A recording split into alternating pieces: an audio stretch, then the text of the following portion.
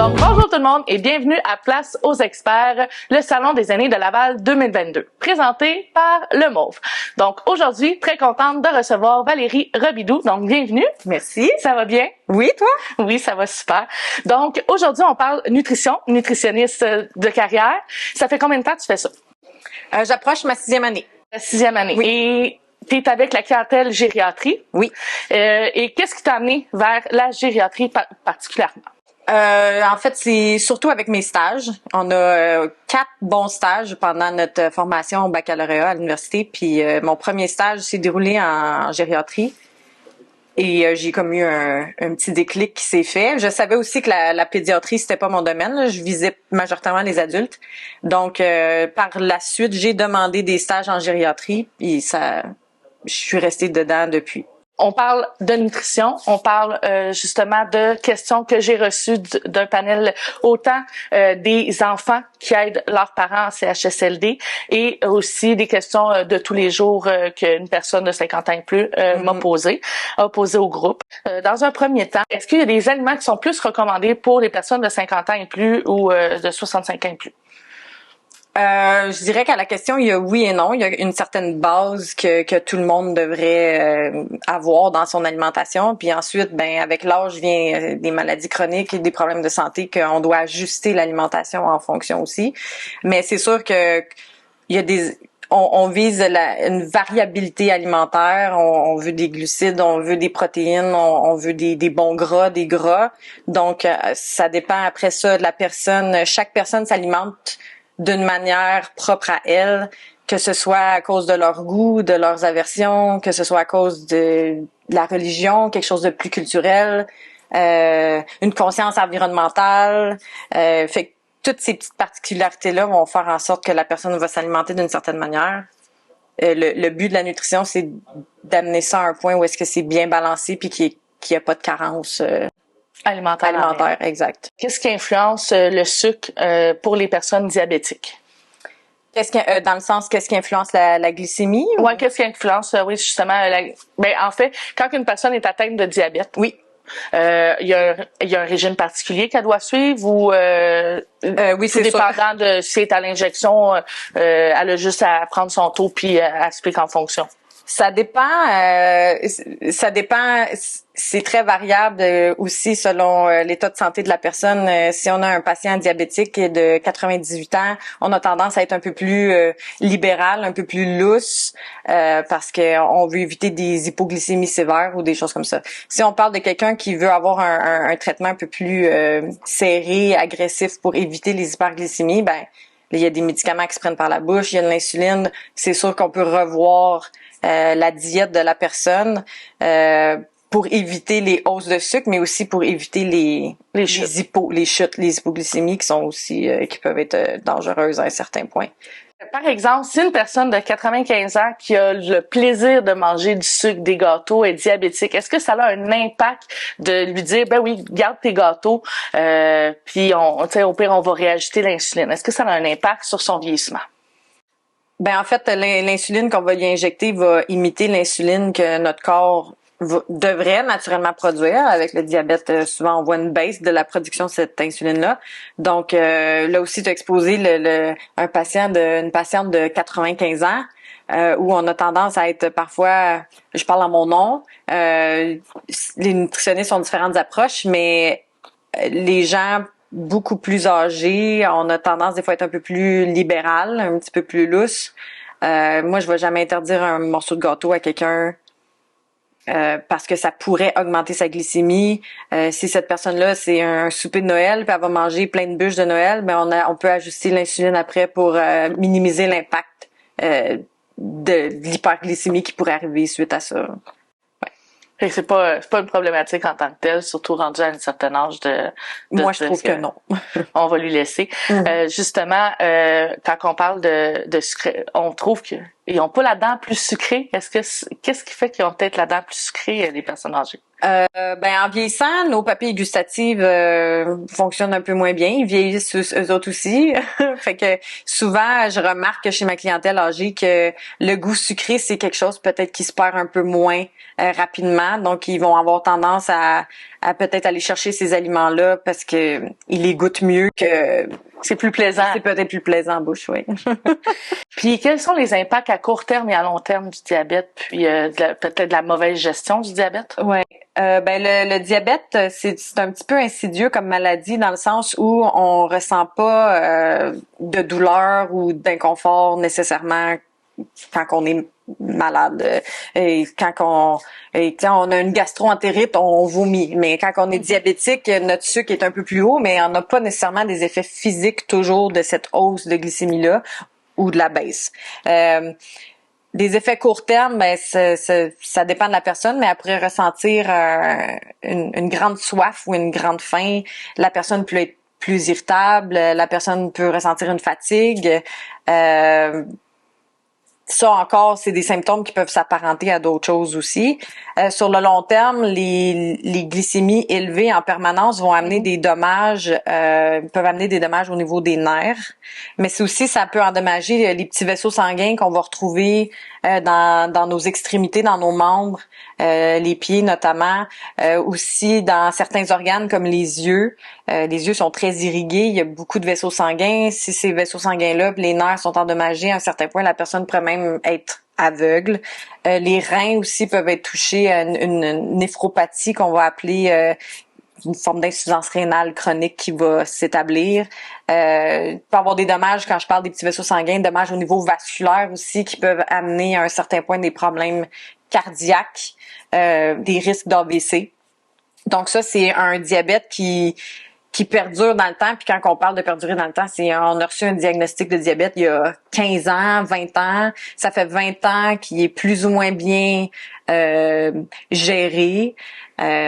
Donc, ces dommages-là vont être vus après une plus longue période, surtout si ça a été mal géré.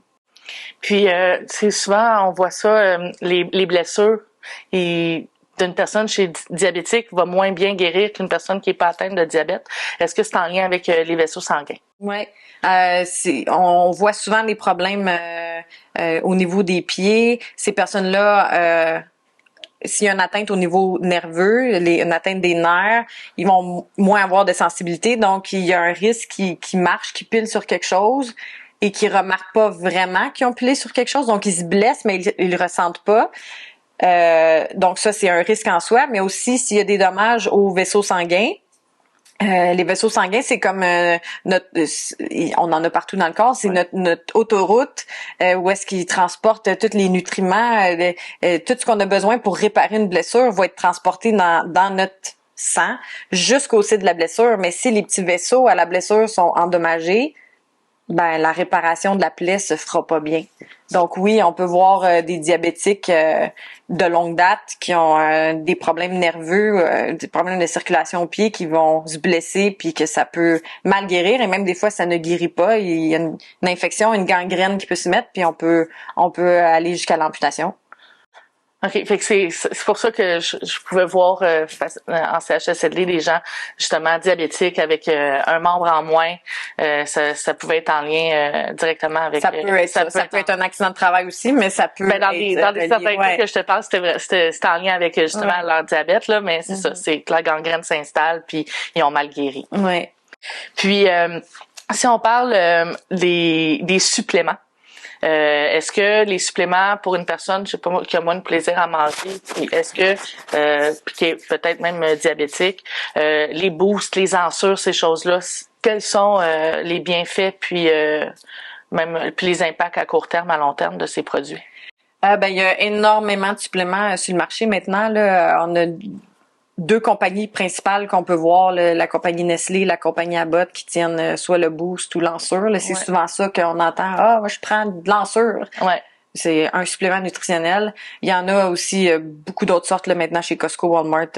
Mais en gros, ces suppléments-là se ressemblent tous un petit peu dans le sens où ils sont assez complets. On peut les utiliser comme substitut de repas ou pour complémenter une diète où est-ce qu'on va pas nécessairement rejoindre tous nos besoins. Ils contiennent des glucides, ils contiennent des protéines, ils contiennent des gras, ils contiennent les vitamines, les minéraux qu'on a besoin aussi. Après ça dépend vraiment des besoins de la personne. Est-ce que c'est un besoin en calories qu'il faut combler? Est-ce que c'est un besoin plus protéique? Est-ce que c'est les deux?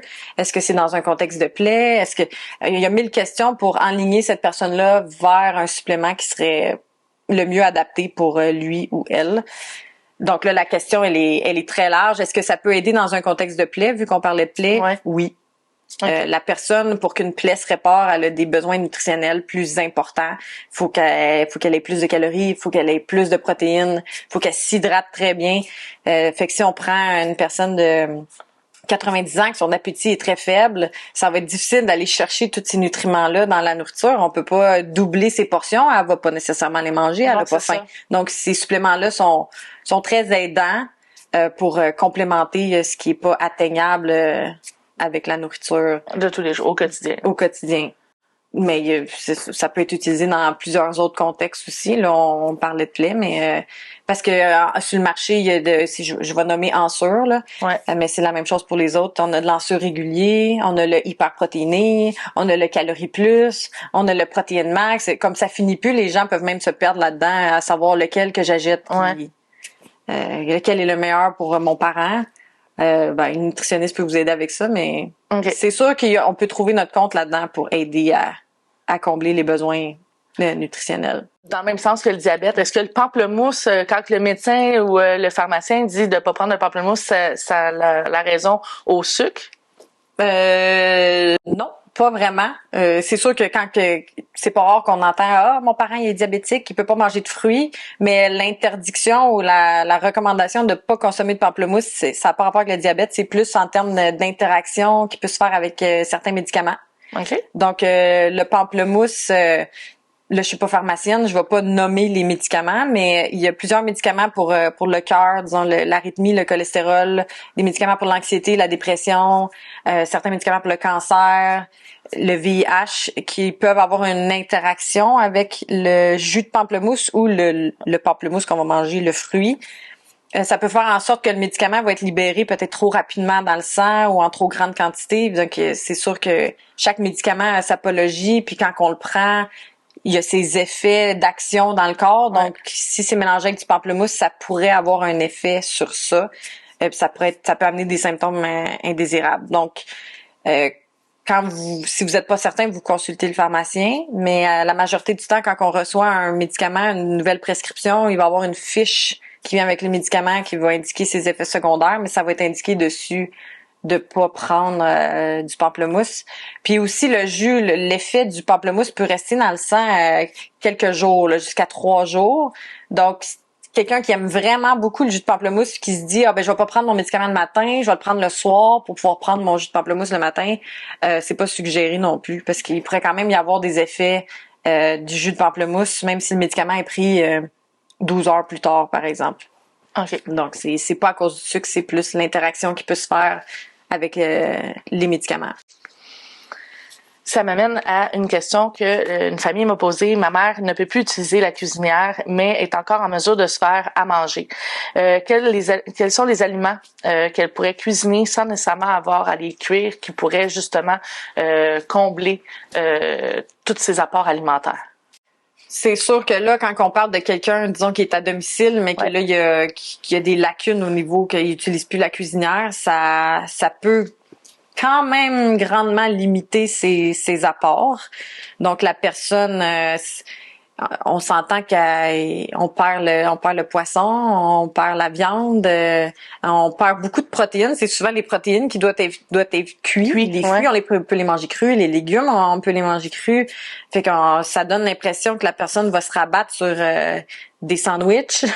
On peut utiliser le micro-ondes, par contre. Là, j'en déduis qu'on peut utiliser le micro-ondes. Fait qu'il y a toujours moyen de réchauffer des soupes en canne ou des repas qui ont été cuisinés par la famille ou des repas préparés maintenant Métro, IGA, ils ont plein de repas faits maison que des fois c'est là-dessus que ces gens-là doivent se rabattre un peu, parce que si on n'utilise plus la cuisinière, ça va limiter grandement ce que la personne va manger. Puis quand on limite certains groupes alimentaires, ben il y a des carences qui peuvent suivre, là.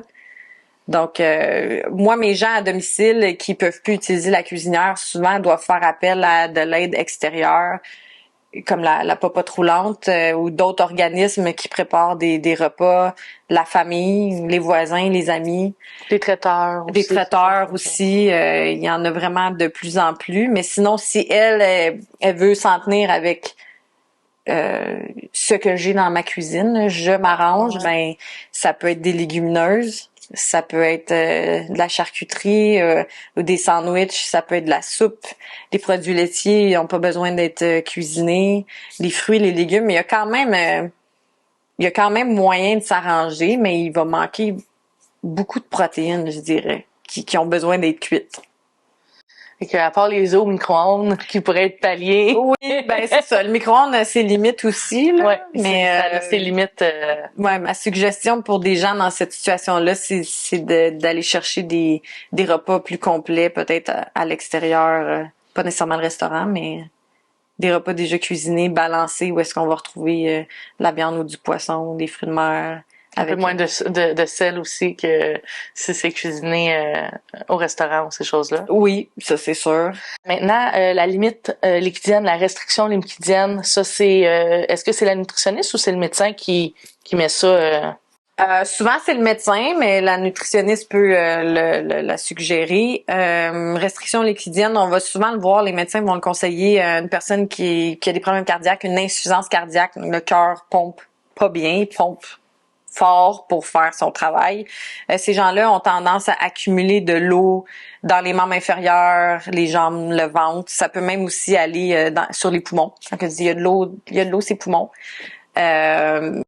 Puis ça, c'est pas parce qu'il s'étouffe avec de l'eau puis que non, c'est non.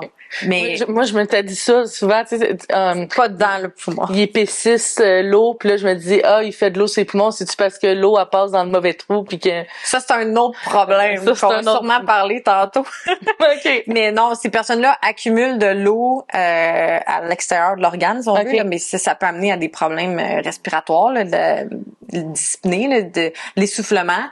Donc le médecin va suggérer de restreindre les liquides qu'on boit pour essayer de gérer l'enflure. Ils peuvent aussi prescrire des diurétiques, là, des médicaments qui vont augmenter l'excrétion d'urine. La personne va aller aux toilettes plus souvent pour essayer d'éliminer cette eau-là. Donc, une restriction liquidienne, c'est de restreindre tout ce qui se boit. Donc, c'est pas juste l'eau. C'est tout ce qui se boit. L'eau, les jus, les boissons gazeuses, le café, le thé, mais aussi ça s'étend jusqu'aux choses qui fondent, comme la crème glacée. C'est comme une fois que c'est fondu, c'est un liquide. Fait que ça compte dans la restriction liquidienne. La glace, le jello, des desserts à base de gélatine, faut les compter aussi. Les soupes, c'est un bouillon, c'est de l'eau avec des légumes qui flottent dedans. Donc il faut compter la soupe. Donc même les boosts aussi, si on parlait de suppléments nutritionnels tantôt, les boosts, les ensures, faut les compter. Donc c'est sûr que ça commence à faire beaucoup, puis les gens souvent ont pas vraiment conscience nécessairement de quelle quantité de fluide qu'ils vont boire dans une journée. Je leur donne j'ai tendance à leur donner un petit truc d'acheter un pichet d'eau. OK. Avec le gradué, c'est ça qu'on peut se rendre à, disons que la limite liquidienne est à 1500 millilitres par jour. Des fois, les médecins, c'est un petit peu moins, un petit peu plus, mais on s'entend pour 1500, c'est souvent la norme. La personne, à chaque fois qu'elle boit quelque chose, disons là, t'as pris une gorgée d'eau, de ton verre d'eau, une fois qu'il est terminé, on peut remplir le verre à la même quantité de ce que tu as bu, puis le verser dans le pichet. Fait qu'on fait cet exercice-là avec tout. Fait que si on se prend un verre de Coke, une fois que le verre de Coke est terminé, on le remplit d'eau jusqu'au niveau de Coke qui était dans le verre, on le verse dans le pichet. Fait qu'à mesure que la journée avance, on peut voir la quantité de liquide qui a été consommée. Fait que c'est plus facile à gérer, puis à pas nécessairement dépasser ou... C'est visuel. Ouais. C'est visuel. Sinon, on peut l'écrire sur un petit papier, tout ça. Mais là, vu que c'est gradué, sur le pichet, on voit vraiment comme, je suis rendu à 1 litre, puis il est midi. Fait qu'il reste toute la journée, le reste de la journée avec 500 millilitres. Fait que c'est très visuel. c'est un exercice qu'on peut faire pendant une semaine, 2 semaines, 3 semaines, jusqu'à temps qu'on soit confortable, puis que ça devienne aussi une espèce de routine, la nouvelle restriction liquidienne, puis que ça fasse partie de notre quotidien. Fait que c'est un petit truc que je donne. C'est aidant parce que il y a des gens qui sont habitués. Oui, il y a des gens qui sont habitués de boire 2 litres par jour, donc ils veulent pas, faut couper 500 millilitres. Des fois aussi, avec cet exercice-là, les gens se rendent compte qu'ils boivent même pas 1,5 litre d'eau par jour de fluide, de liquide. Donc c'est pour eux la restriction liquidienne, c'est même pas compliqué parce que à la base, ils en prenaient déjà moins que ça. Est-ce que ça a un impact quand même sur le fait qu'ils atteignent pas leur limite liquidienne? Ben ça dépend. Les besoins en eau, l'hydratation, tu sais, des fois on va lire sur Internet, il faut prendre 8 verres d'eau par jour, 10 verres. C'est quand même personnalisé, cas par cas, là, la quantité d'eau qu'on a besoin. Là. Souvent, on peut se fier juste à notre urine. Si on va aux toilettes puis l'urine est relativement jaune clair, ça veut dire qu'on est bien hydraté. Fait que si cette personne-là est habituée de prendre 1200 millilitres par jour, ben pour elle, c'est assez. Il y a des gens qui sont habitués d'en prendre plus, disons à 2000, 2 litres par jour, qui tombent à 1,5, ils vont peut-être avoir des petites sensations d'être déshydratés parce qu'ils prennent moins que d'habitude. Le corps va s'ajuster, mais il y a des petits moyens compensatoires qu'on peut faire pour. Et si la bouche est sèche, on peut prendre de l'eau dans la bouche puis la recracher. Il y a moyen aussi de prendre des petits bonbons ou de la gomme sans sucre pour produire un peu de salive puis enlever l'effet de bouche sèche. Il y a des sprays qu'on peut trouver à la pharmacie aussi pour comme humidifier la bouche Donc ça c'est des moyens compensatoires quand on voudrait dépasser la limite, mais ou que la médication vienne nous assécher aussi, puis que avec la limite, ben là, ça nous restreint. Ça peut être des alternatives à. Ouais, il y a des médicaments qui assèchent la bouche, c'est sûr. Sinon, un truc aussi, c'est de disperser dans le temps, dans la journée, les apports en liquide. Donc, si on a tendance le matin à prendre 3 cafés, puis 2 verres d'eau, puis le dîner de prendre 2 gros bols de soupe, ben là, si on additionne ça dans notre pichet, il reste pas beaucoup de lousse pour le reste de la journée. Donc, des plus petites quantités de liquide un peu plus souvent pour éviter aussi la sensation de j'ai soif, mais je peux plus en prendre. Donc, fait qu'une meilleure répartition dans la journée. Dans la journée, oui. Ça m'amène à une prochaine question. Ça dit « Mon père a une démence et a parfois des comportements agressifs et un langage inapproprié avec le personnel de la résidence. Afin d'obtenir sa collaboration, les bonbons au chocolat font guise de récompense. Est-ce que ça a un risque sur sa santé de fonctionner de cette façon? » Je dirais non, ça dépend. S'il est agressif puis qu'il faut le recadrer avec des bonbons 300 fois par jour, ça fait pas mal de bonbons. Mais si c'est, je sais pas moi, pour sa douche 2 fois par semaine, qu'il faut l'attirer avec un petit peu de chocolat, ouais. Pourquoi pas? Pourquoi pas? C'est des gens, quand ils ont une démence, la communication est plus difficile avec ces gens-là. Donc, si on trouve des petits moyens compensatoires qui fonctionnent bien, moi, en tant que nutritionniste, surtout, je l'ai dit aussi tantôt, je suis plus libérale. Donc, si ça va pas affecter sa santé d'y donner un petit morceau de chocolat ou une récompense parce qu'il coopère à un soin ou non. Allez-y autant que vous voulez. Ben, tout est dans la quantité, là, mais la modération. Ouais. C'est sûr que si c'est pour aller dîner, il faut une palette de chocolat pour aller. Non, c'est ça s'accumule vite. Là. Puis s'il est diabétique en plus, ben là, on a vu tantôt les conséquences sur la hausse des sucres, mais si c'est une fois de temps en temps pour certaines choses en particulier, aller chercher une certaine collaboration dans les soins ou ces choses-là, ça peut être, ça peut pas être. J'ai déjà eu des personnes en CHSLD qui acceptaient de manger leur repas quand ils commençaient avec le dessert. Moi, ça m'importe peu. Parce que son assiette était vide à la fin de la journée, donc il a mangé. Il a mangé toutes ses protéines, son apport alimentaire, l'ordre importe peu. C'est ça. Bon. Ça m'amène à une question de cœur, d'AVC, de pontage. Est-ce que une personne qui a eu justement une crise cardiaque, qui a fait AVC, a besoin de changer son alimentation? Ça dépend. Possiblement. Les événements cardiaques, les risques cardiaques, cette personne-là a eu un pontage, fait que c'était peut-être en prévision d'éviter un infarctus ou elle a malheureusement eu un infarctus. Ça se peut même qu'elle ait déjà vu une nutritionniste à l'hôpital. On en a beaucoup là, des nutritionnistes dans les hôpitaux. Donc, ça se pourrait qu'il ait déjà été rencontré, mais sinon, ça se pourrait que le médecin le recommande. Mais les problèmes cardiaques, c'est pas noir ou blanc. On mange mal, donc on a une crise de cœur. Il y a plusieurs choses qui rentrent en ligne de compte. Il y a des facteurs qu'on peut modifier, qu'on peut contrôler, comme ce qu'on mange, l'exercice qu'on fait. Certaines maladies comme l'hypertension, le diabète, quand on a ça, ben on peut prendre des médicaments pour aider à contrôler. Puis ça, ben si on aide à contrôler ces maladies-là, ça peut nous aider à éviter d'avoir des événements cardiaques. Mais il y a des choses qu'on contrôle pas, comme notre âge, comme notre sexe, puis le facteur génétique de tout ça.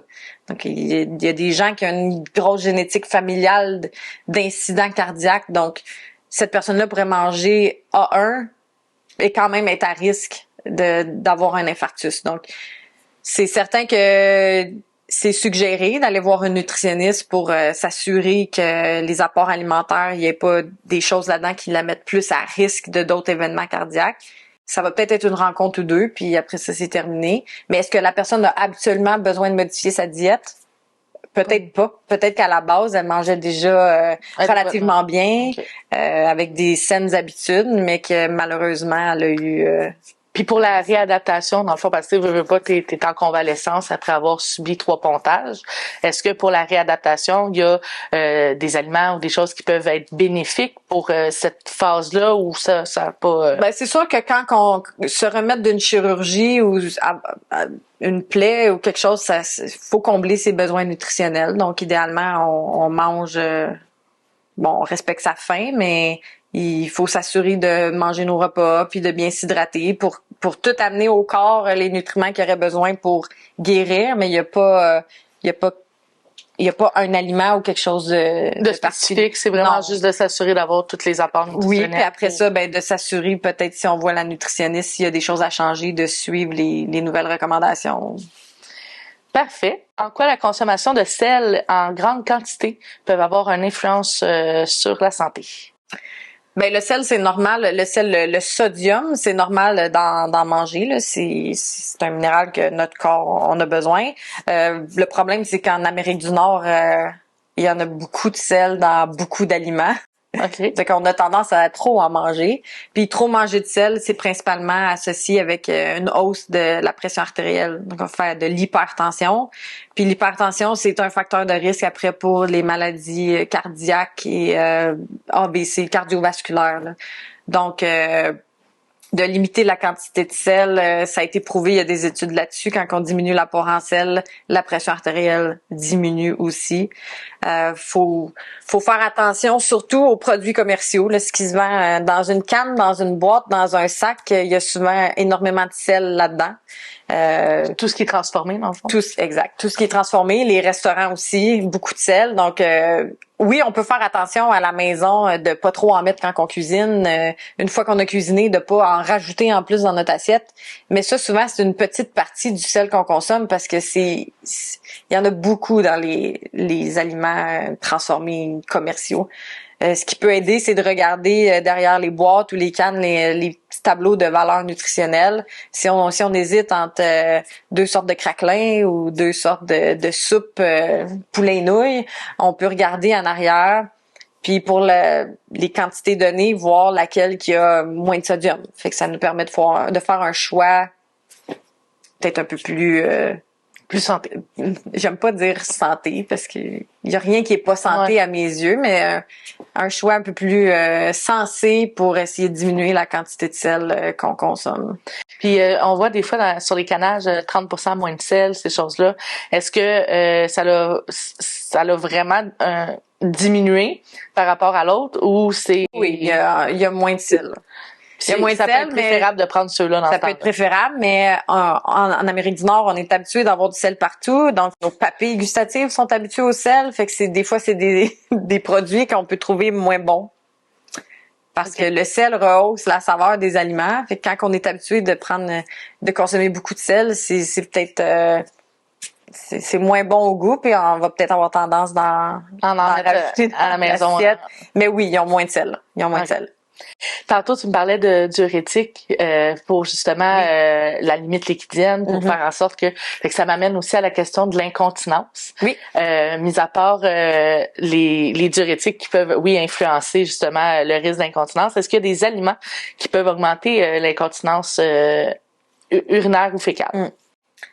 Il n'y a pas vraiment d'aliments qui vont causer ça, mais il y a des choses qu'on peut peut-être éviter quand on souffre d'incontinence. C'est si on voit avec l'incontinence urinaire, les aliments qui ont une tendance diurétique pourraient être réduits, comme tout ce qui est café, thé, cacao, l'alcool aussi. L'alcool c'est un stimulant de la vessie. C'est ça, on le sait que quand on prend un drink, on va en uriner 3. Fait que ces choses-là, si on souffre d'une incontinence, on peut les réduire. Il y a aussi certaines études qui disent que certains aliments peuvent irriter la vessie. Ça, c'est du cas par cas. Ça veut pas nécessairement dire là. La personne qui a une vessie hyperactive peut être plus. Ils disent les épices ou les agrumes, mais ça veut pas dire.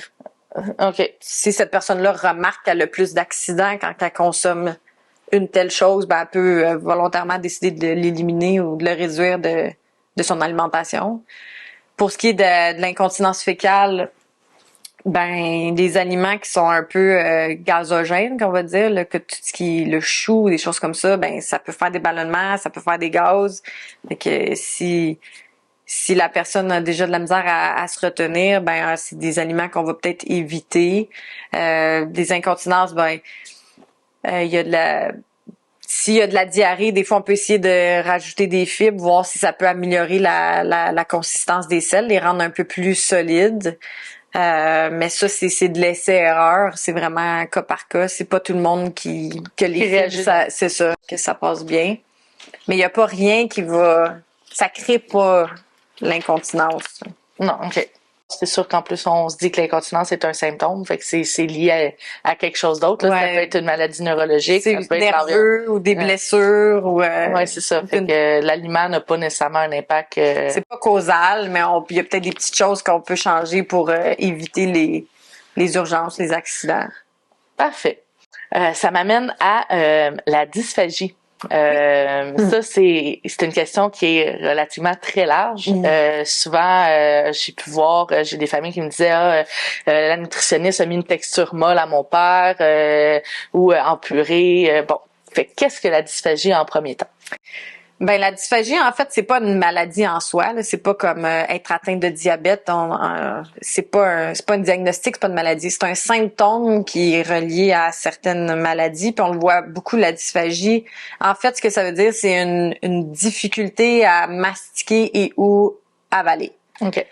Ça, c'est souvent vu chez des personnes qui ont des maladies neurodégénératives comme le Parkinson, la sclérose en plaques, la SLA, la maladie de Lou Gehrig aussi, c'est l'autre nom. La paralysie supranucléaire progressive, il y en a plusieurs autres. On le voit aussi dans des cas de démence un peu plus avancés. Donc, c'est des personnes qui ont des atteintes souvent neurologiques. Ça prend à peu près 25 muscles, 6 nerfs, visage, cou pour avaler. Donc, si ces muscles-là et ou ces nerfs-là sont atteints pour X raison, la déglutition se fera pas normalement. OK. Fait que, on est plusieurs professionnels habilités à évaluer la dysphagie, les nutritionnistes entre autres, les ergothérapeutes, les orthophonistes. Donc ces personnes-là, on peut faire une évaluation au chevet. Donc on va aller regarder structure, la force, l'amplitude des joues, de la langue. Puis on va aussi observer un repas. Puis là, pendant le repas, il y a certains signes, certains drapeaux rouges qu'on va chercher pour voir quel aliment, ça nous indique un peu quel aliment ou quel liquide qui est problématique. Puis de là, on va faire nos recommandations de peut-être ajuster, modifier la texture des aliments. Tu as nommé une texture molle ou purée, ça fait partie des choix qu'on a quand on modifie une texture. On peut aussi modifier la consistance des liquides. Tout dépend de ce qu'on voit durant l'évaluation. Les petits flags, les petits l'anglicisme, les petits drapeaux rouges qu'on cherche, c'est de la toux, après que la personne allait avaler ou quelqu'un qui va se dégager, se dérhumer la gorge comme ça fréquemment. Aussi, la voix peut changer. Donc, quelqu'un qu'on dirait que elle gargouille un peu, là, que, bon, ça veut dire qu'il y a probablement quelque chose qui est sur les cordes vocales. Et ça, c'est des petits signes, des petites choses qu'on tente de détecter pendant l'évaluation, puis si on les voit, on essaie de voir c'est relié à quoi. Puis de là, nous, on va apporter des modifications pour que l'alimentation soit plus sécuritaire puis plus facile pour cette personne-là. Donc, une texture molle, parce que la question c'était ça, c'est quoi une texture molle? En fait, il y a plusieurs, si je pars du début, là, il y a plusieurs textures. Nous, on mange de tout. On a une texture comme régulière. Okay. Quelqu'un qu'on va dire de prendre, disons, une texture tendre, c'est pas mal tout sauf un steak. Okay. Ou des crudités, des trucs qui sont très durs, des fois des noix. Okay. Quand on va vers une texture molle, c'est encore des aliments normaux, si on veut, mais plus mou, quelque chose qu'on peut facilement couper avec une fourchette. Ou mettre en purée avec la fourchette. Là. Ouais. Okay. Donc poisson, une omelette, des œufs, des pâtes. Okay. Donc est-ce qu'on coupe notre steak avec une fourchette? Non. Ouais. Mais des fois, un haut de cuisse de poulet, qui est un morceau de poulet qui est un petit peu plus gras de nature, s'il a été mijoté, tout ça, puis qu'on prend la fourchette puis qu'il se défait, ça pourrait convenir à quelqu'un qui est sur une texture molle. Après ça, on va aller vers une texture hachée. Donc, quand on achète la viande hachée à l'épicerie, quand on la cuit, c'est des petits morceaux. Souvent, les petits grains vont passer au travers les dents d'une fourchette. Fait que ça, c'est une texture hachée, puis finalement, on arrive avec une texture purée. Il y a pas de morceaux. C'est une purée. Tout est mis en purée, en style purée de patate, là. Tout est mis exact. à ce niveau-là. Une purée de patate, une purée de légumes. Si la personne, le menu, c'est du poulet, ben ça va être du poulet en purée. Il y a pas de morceaux. Okay. Ça, c'est le stade le plus avancé quand on modifie les textures. Si on y va avec les liquides, c'est un petit peu moins élaboré dans le sens où le liquide, il faut l'épaissir. OK. Fait que le liquide qu'on boit naturellement, de l'eau, du jus, peu importe, la personne a de la misère à le contrôler. Il faut l'épaissir un peu pour qu'elle ait le temps de l'avaler sécuritairement. Fait qu'il y a des poudres qui existent pour ça, ou des gels pour épaissir les liquides. Puis là, il y a des différents niveaux aussi. Il y a un niveau qu'on peut encore boire avec un verre, mais le niveau le plus épais, il faut prendre avec une cuillère. On peut pas le boire. Ça comme coule un yogourt, pas. Là, dans le fond. Comme un pudding, disons. Ouais. Okay. Ça coule pas. Donc là, ça dépend vraiment de la maladie du patient, de le stade, est-ce que c'est plus ou moins avancé, qu'est-ce qui est sécuritaire ou pas. Donc, la nutritionniste ou l'ergothérapeute ou l'orthophoniste va faire ses recommandations en fonction de ça. Il y a aussi des examens en radiologie qui se font parce que nos évaluations au chevet ont quand même leurs limites. Ouais. En radiologie, c'est possible de voir les structures internes parce que ce qui arrive avec la dysphagie aussi, c'est que les petits signaux ou les petits drapeaux rouges que j'ai nommés tantôt, des fois, on les voit pas. Ça peut passer dans le mauvais trou. OK. Puis la personne va pas nécessairement tousser, la personne va pas nécessairement s'étouffer, ça passe, mais ça s'en va dans les poumons. Fait que des fois, c'est des gens qui font faire des pneumonies à répétition, puis on sait pas trop pourquoi. Fait que quand on fait l'examen en radiologie, on peut se rendre compte que il y a un problème ici, il y a un problème ici, ça explique pourquoi. Fait qu'elle tousse pas, elle s'étouffe pas, mais des pneumonies d'aspiration qu'on va appeler. Donc, il y a eu un liquide ou un solide ou les deux qui s'est retrouvé dans le mauvais tuyau, dans les tuyaux des larynx, les voies respiratoires, puis ça a fait son chemin jusqu'au poumon, puis ça s'est infecté. Fait que ça peut, puis là, l'infection crée la pneumonie. Exact. L'infection d'un poumon, c'est la pneumonie, mais ils vont l'appeler pneumonie d'aspiration. Donc, si un jour il y a quelqu'un qui entend ça, c'est pas une bactérie ou un virus, c'est vraiment parce qu'il y a eu des aliments qui se sont retrouvés là, qui se sont infectés. Puis est-ce que c'est systématique que il y a des aliments qui vont là que la personne fasse une pneumonie ou si la personne a un système immunitaire, exemple comme une personne de 30 ans ou une personne de 50 ans qui a un bon système immunitaire va aussi en faire une ou pas? Mm-hmm. Non, la pneumonie, ben là je parle de par expérience, de ce que j'ai vu souvent, c'est pas nécessairement d'emblée. J'ai déjà eu j'ai eu plusieurs patients qui refusaient de modifier la texture ou la consistance. Veut pas, c'est considéré comme un traitement. Fait que si quelqu'un ne veut pas avoir la purée, il a amplement le droit de refuser, signe un refus de traitement, puis on va continuer de lui servir son menu régulier dans un CHSLD. par exemple, il faut lui expliquer qu'il se met à risque d'étouffement et de pneumonie d'aspiration. Mais ces personnes-là peuvent s'étouffer à chaque repas sans nécessairement faire de pneumonie. Ce qui protège nos poumons, c'est notre toux, puis c'est nos réflexes de se dégager, des réflexes naturels. Si cette personne-là a des bons réflexes, puis que la toux est forte, puis elle permet de bien se dégager, ça diminue les risques d'avoir quand même une pneumonie. Okay. Mais si cette personne-là tousse très faiblement, pas en mesure de se dégager facilement, ben les risques augmentent. Mais si elle a un excellent système immunitaire, ça se pourrait qu'elle ait pas de pneumonie. C'est pas automatique qu'on en fait une. OK. Fait que ça n'a pas un cause à effet automatique de... Pas de ce que j'ai vu, non. La personne, comme je te dis, qui s'étouffait à chaque repas, elle n'en faisait pas de pneumonie. Fait qu'elle avait un bon clairement, bon toussé, mais c'est sûr qu'il y avait du matériel qui se rendait pas à bonne place, mais ça affectait pas. Puis pour terminer, on se dit exemple, la personne est retraitée, elle a 65 ans, elle veut s'assurer d'avoir un bon guide alimentaire. Est-ce que tu as quelque chose à conseiller au niveau d'une orientation alimentaire au quotidien chez les personnes qui prennent leur retraite ou ça l'a... Pas particulièrement. Moi, le point que j'aimerais amener, que je trouve plus important, c'est de faire attention. Il y a énormément d'informations nutritionnelles qui circulent. Puis je dis pas qu'elle est toute mauvaise, mais faut filtrer. Puis il y a beaucoup d'informations, de recommandations qui se donnent selon l'expérience personnelle des gens. Puis ça, c'est pas des one size fits all, des recommandations qui vont faire à toi, puis à moi, puis aux voisins, puis donc et puis il y a tellement de diètes maintenant, de jeûne intermittent, puis de la diète cétogène, puis ça arrête plus. Mm-hmm.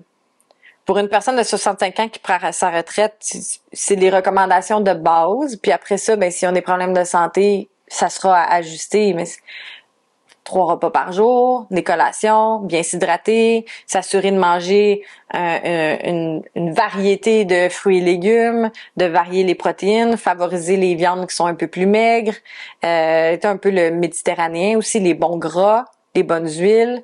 Mais il y a pas rien de précis particulier. Puis comme on dit depuis le début, c'est assez cas par cas. Donc, si cette personne-là a des problèmes de santé X, ben de consulter une nutritionniste, ça serait ma recommandation. En cas d'incertitude, de consulter une professionnelle accréditée nutritionniste qui est membre de l'ordre. Elle va pouvoir vous aider. Puis ça, il y a un répertoire pour ça qu'on peut... Oui, on peut visiter le site de l'ODNQ, ça l'a changé de nom, là. L'ODNQ, l'Ordre des diététistes nutritionnistes du Québec.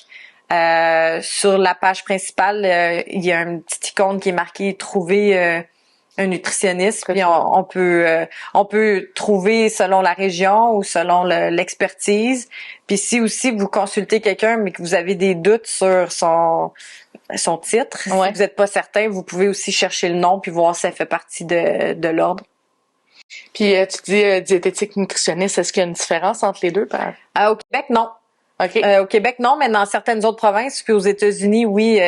En fait, pour pouvoir consulter avec diététiste clinique, de consulter avec des gens, puis de faire des plans, puis des analyses ou nutritionnelles, ça prend l'accréditation diététiste. OK. Parce que nutritionniste, dans certains autres endroits dans le monde, si du monde sont plus en industrie, ils font pas de clinique, ils voient pas de patients. OK. Ils peuvent pas faire un diagnostic nutritionnel. Mais ici au Québec, diététiste, nutritionniste, c'est la même chose. Mais disons, je sais pas, vous décidez de déménager en France, faut aller voir une diététiste. OK. Pour avoir l'équivalent ici. Puis, est-ce que la diététiste et la nutritionniste au Québec a suivi la même formation, dans le fond, à l'école? Oui, là, ça va être un baccalauréat en nutrition qui se donne dans quelques universités québécoises. C'est pour ça que des fois, on signe diététiste, nutritionniste pour la confusion que ça peut engendrer. D'avoir les deux titres, les gens vont « OK, je vais voir la bonne personne ». Dans notre province, c'est plus... comment je pourrais dire ça, dans notre province, c'est pas mélangeant parce qu'une nutritionniste va voir faire les, va voir la même patients. formation aussi. C'est ça. Il y a pas deux écoles.